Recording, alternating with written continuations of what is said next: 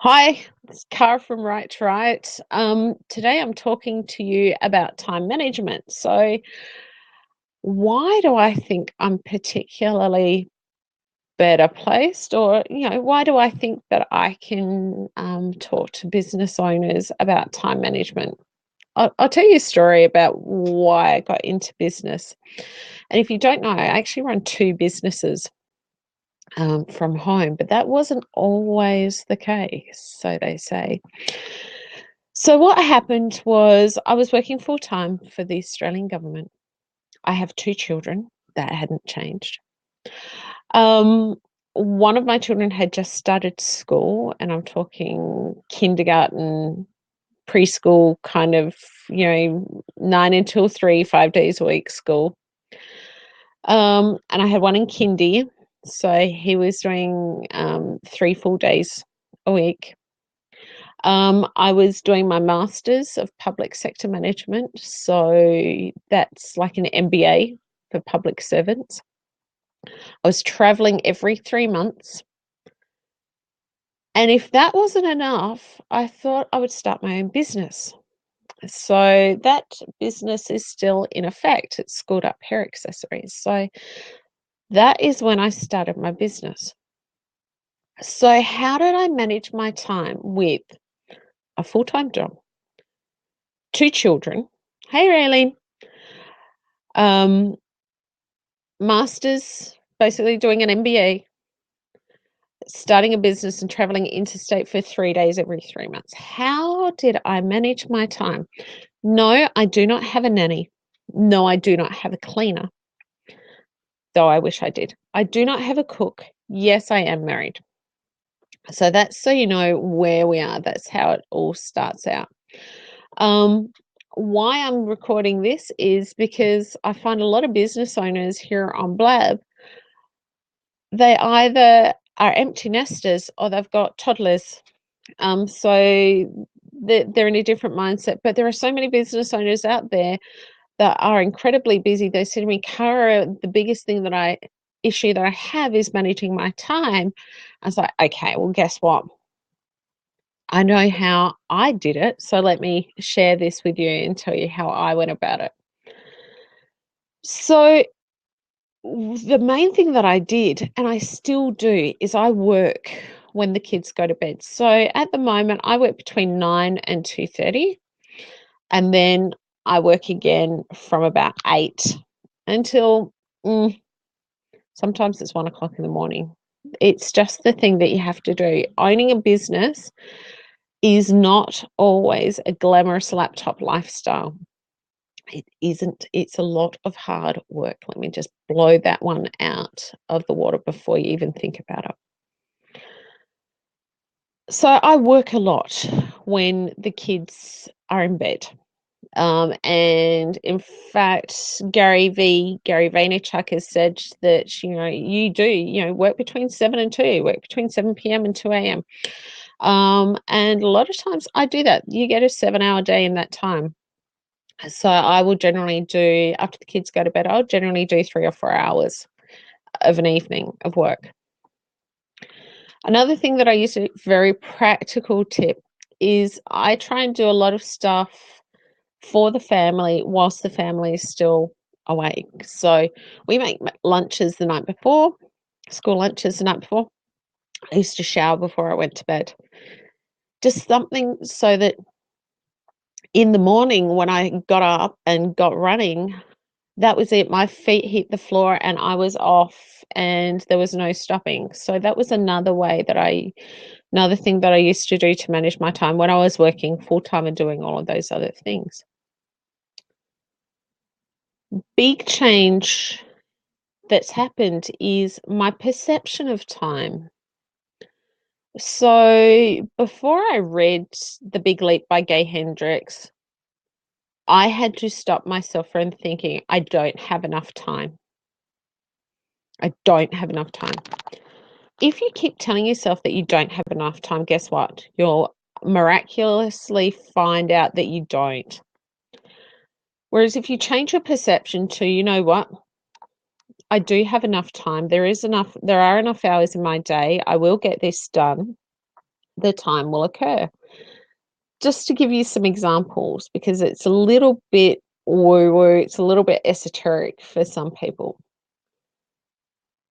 As parents, we'll always, you often have those times where, you know what, just so dog tired, I need to lie down and have a nap. Like, just give me 5 minutes, 10 minutes, 30 minutes. Oh my gosh, bliss.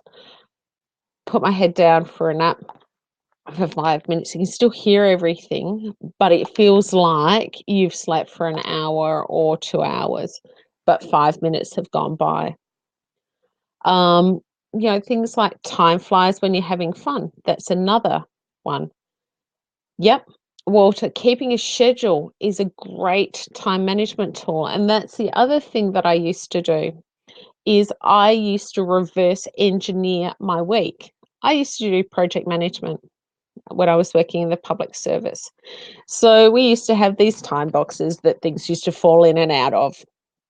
So what I would do is I use Google Calendar, um, and I'll explain to you why I use Google Calendar. I used to use Google Calendar a lot. So I use Google Calendar and I would put in all of the things that I needed to do in that particular week. And then I was able to then slot in all the different things outside of that. I use Google Calendar because I can share it with my husband, so that he knows where he has to be at a particular time. But I also use it now because it integrates with Calendly. So I use Calendly as a business owner so that my clients can book a time with me during my core business hours and they choose a time that suits them. I've already set up the times that suit me. They just go, okay, I'm picking a 30-minute block or a 60-minute block. And it's all done. I receive an email, they receive an email, and it's set. There is no email toing and froing between us trying to work out a particularly useful time. So that's another way that you can do it, using Google Calendars and engineering your week and scheduling it. Speaking of scheduling, I used, when I started out my business, I started scheduling to Facebook. I do that now that I manage Facebook pages for other businesses. I will schedule posts for them they get posts twice a week. So I will schedule posts for them, depending on what their business needs are.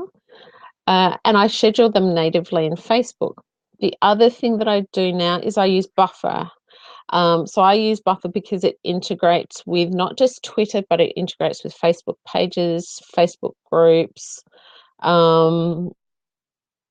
and so I can post across multiple different areas, and it makes it easier for me to populate and to provide information going out to my clients. And I use Feedly to get the information in from that. So what do I post and how do I work that out? Well, I started out using a content calendar that Kelly O'Brien taught me about, that she's developed. Now, why this calendar is different is because it includes all of those social holidays. So it includes the traditional holidays like Christmas, Easter, Hanukkah, those kinds of things. But it also includes things like International Donut Day or Breast Cancer Awareness Month or Asthma Awareness Month, those kinds of things. So it's quite helpful giving you those prompts for your content. What I also use, and I used that when I went away last year, and I had to schedule a month's worth of content before I went away because I had really sporadic access to the internet. So I didn't know when I was going to be able to schedule online. So I was able to schedule, I think I worked out it was about 130 pieces. No, would have been over 150 pieces of content I scheduled for a month. And that was just Facebook. The other thing that I use now is themes. So Robert Stern put me onto this idea of using a theme to go across my social media profiles um, to last a week. And this has been amazing for my time management because I don't have to sit there and try and work out what I'm going to do this week. I already knew last week what I was doing this week. This week it was about time management. So I've been able to look for articles around time management and start to populate my Twitter feed with that information. I've been able to plan a different, whether it sits on Facebook or whether it goes to Twitter. So using themes has been helpful for managing my time. If you're trying to work out what themes to do, I've written a couple of blog posts on this, but the main things that I use are Q&As that people have come to me with, or frequently asked questions, your favorite posts, collating those into a blog post or rescheduling them. Repurposing content is a fabulous time management tool. Or product reviews is another thing that you can do on your platforms or across your platforms. But what you need to do to make the most of those is you need to know who your client is, who your ideal client is, and that means that you're consistently speaking to that person. You're using language which is familiar to them, language that they like to hear. You're meeting their needs, you're speaking to their values, you're hanging out where they hang out. You know what they like, you know what their pain points are. And then when you have all of that, when you know your benefits, not just your features, but your benefits of the products and services that you have, you're then able to match those up. So there are a couple of things that you need to know or that I use to effectively manage my time when I was starting out. So just to recap, I was working full time, had young children. One was starting school, which is very time intensive anyway. I was doing my master's. I was traveling every 3 months, and I started my first business. So the big thing is changing my perception of time. The next one was planning. Then it was making effective use of my time. So working of an evenings, that's one of the things that meant. And knowing who my client was and where they hung out. So 4 things there. Changing my perception of time, planning, knowing my client, where they hung out, and knowing the benefits of my products as well.